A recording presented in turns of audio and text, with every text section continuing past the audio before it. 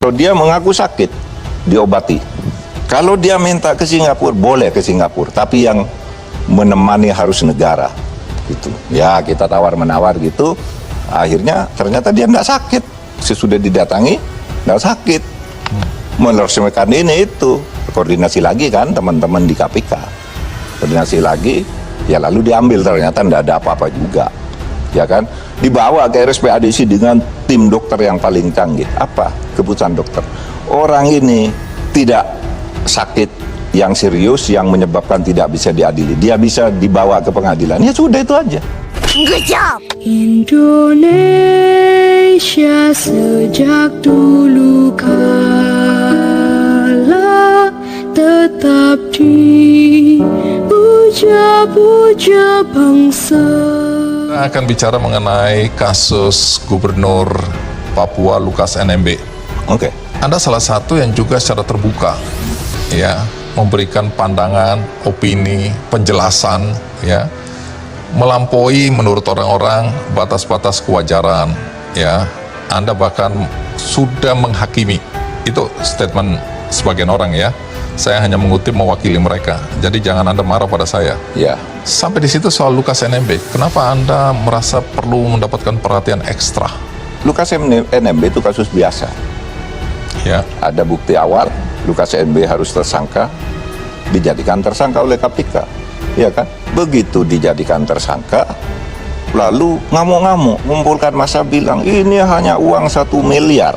Ini politisasi. Hanya uang 1 miliar lalu dijadikan tersangka. Misalnya sebuah partai yang mendukung dialah DPP-nya, ini politisasi terhadap partai kami, ada di televisi.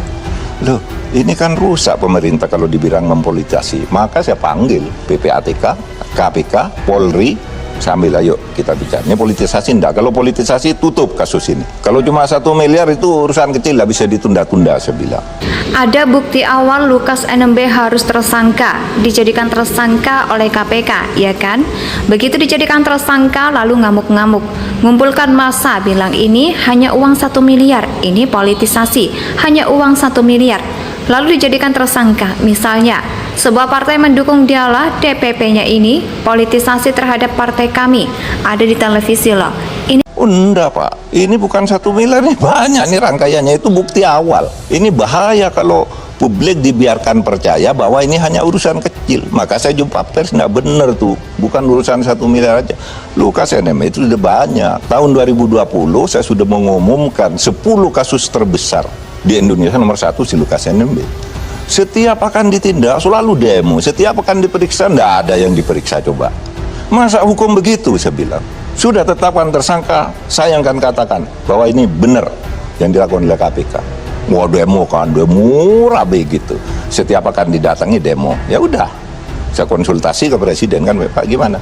Ya, hak asasi manusia harus dinomorsatukan, kata presiden. Terus gimana caranya?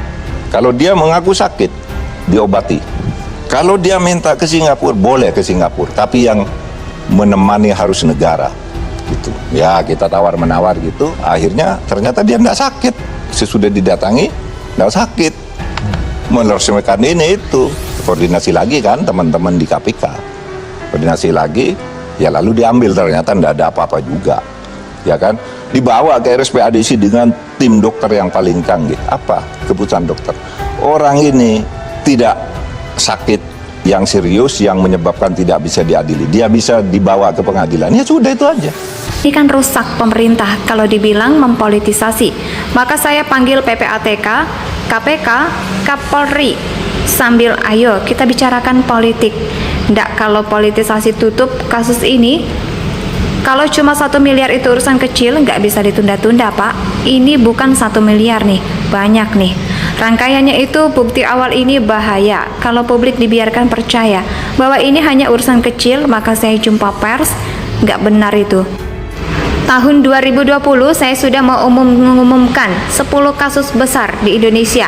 Loh, coba selama bertahun-tahun orang takut setiap mau menetapkan dia tersangka lalu demo katanya karena kriminalisasi, karena dicari-cari. Padahal itu baik dari BPK maupun BIN itu udah jelas. Yang di BPK oke, yang diperiksa sebagian, ini tidak bisa diperiksa banyak. Lalu BIN memberi catatan-catatan ke saya, munculnya 10 korupsi besar. Bulan Juli tahun 2020, udah 2,5 tahun lalu, Mas. Nggak bergerak. Akhirnya katakan, apa negara hukum apa ini? Ayo dong bergerak. Lalu diambil langkah-langkah begitu. Apa masalahnya? Saya masih tetap berada di dalam konteks Papua. Kita tahu baru-baru ini pilot Susi Air Yes. itu disandra oleh kelompok kriminal bersenjata, nama yang diberikan oleh pemerintah ya. Dan sampai hari ini Anda sebagai pemerintah dituduh lemah sekali dalam menangani persoalan KKB ini. Apa komentar Anda sampai di sini? Ya, jadi saya dengar komentar-komentar itu, tapi memang kalau urusan Papua yang menyangkut politik, menyangkut tidak mudah, Mas Andi, misalnya mulai dari Susi Air ya dulu. Nah, Susi Air nih disandra sekarang ya. Yang disandra orang asing. Kita tahu tempatnya di mana, udah tahu titik koordinatnya di mana, sudah kita siap. Tapi di situ ada orang asing. Kalau Anda mendekat, saya bunuh ini. Jadi kasus internasional. Oleh sebab itu kita katakan, ya kita akan persuasif. Karena ini nyangkut nyawa orang asing di sini. Gitu. Coba kalau Anda jadi panglima atau kapolri itu, mau nyerang begitu tuh gampang. Serbu gitu. Nggak sampai 2 jam habis. Sudah ada di situ kok. Dengan berbagai alat kita miliki. Tetapi kan nggak bisa mengorbankan, mengabaikan nyawa orang asing yang ada di situ gitu. Satu. Yang kedua, dia bikin kerusuhan gitu, lalu lari ke kampung-kampung, nyamar aja. Lalu kita mau sembarang ngambil orang kan nggak bisa juga, ya. Nah, itu juga memang menjadi problem. Itu problem sosiologis, antropologis, dan politis sendiri masalah Papua. Tetapi kita sudah katakan, kan ini yang pokoknya kami hanya mau berhenti kalau Papua dilepas. Nomor 1, setiap akan ditindak selalu demo. Setiap akan diperiksa, tidak ada yang diperiksa. Coba masa hukum begitu, saya bilang. Sudah tetapkan tersangka, sayangkan katakan bahwa ini benar yang dilakukan oleh KPK setiap akan didatangi demo. Ya udah, saya konsultasi kepada Presiden, ujar Mahfud MD. Merdeka. Iya, nggak bisa kalau itu. Kan sampai ada yang nawari, udahlah kami bantu. Kami nggak perlu bantuan, bisa nangani kayak gitu. Tapi ini soal ini, kami tidak mau menginternasionalisasi. Ini kan, Kagoya ini kan anggotanya cuma 15 orang. Ada di gunung, yang sudah terpencil, di pegunungan ya, yang sudah terpencil di situ. Menyelesaikan kayak gitu kan tidak sulit sebenarnya. Tetapi kita tidak mau itu menjadi isu internasional, Indonesia melanggar HAM, kan gitu. Jadi terpaksa pelan-pelan, bukan kita tidak ngerti seruan masyarakat. Ini alasan yang sudah tidak bisa diterima oleh sebagian besar orang sekarang ini. Ketika kasus Susi Air kan, kalau Anda baca pendapat tokoh-tokoh kita, mereka bilang ini sudah enough is enough, sudah cukup. Karena KKB begitu leluasa. Katakanlah tadi nggak ada penyanderaan orang asing, ya. Tapi yang lalu-lalu bisa diselesaikan. Pelanggaran HAM. Jadi ini kalau yang jengkel melihat alasan seperti Anda katakan tadi ini ya. Mereka udah bunuh-bunuhin orang dan tidak menghargai hak asasi manusia yang lain. Terus kita pendekatannya selalu dengan hak asasi, itu adalah saudara-saudara kita harus berbaik-baik, kita takut bagaimana pandangan dunia. Ini kan tidak adil dengan kelompok lain yang mungkin ditindak secara keras. Itu pendapat Anda ya? Bukan, saya mewakili pendapat Anda yang mewakili berkembang. pendapat yang seharusnya disikat. Saya netral. Seharusnya disikat gitu. Saya catat. Ini pendapat Mas Andi mewakili orang, ini seharusnya disikat dengan Kenapa tegas. Anda melibatkan saya, memaksa? Karena ada pendapat yang lain. Coba Anda lihat civil society yang bergerak di bidang pembelaan hak asasi manusia. Apa yang mereka katakan? Kalau ada kayak gini, diem. Kalau ada orang mati, tentara disalahkan, TNI disalahkan, polisi. Kalau ada kayak gini, dia mengancam orang. Nggak ada itu suara. Coba saya ingin tahu. Ini civil society yang membela HAM sekarang bersuara nih tentang ini. Kami mau apa gitu?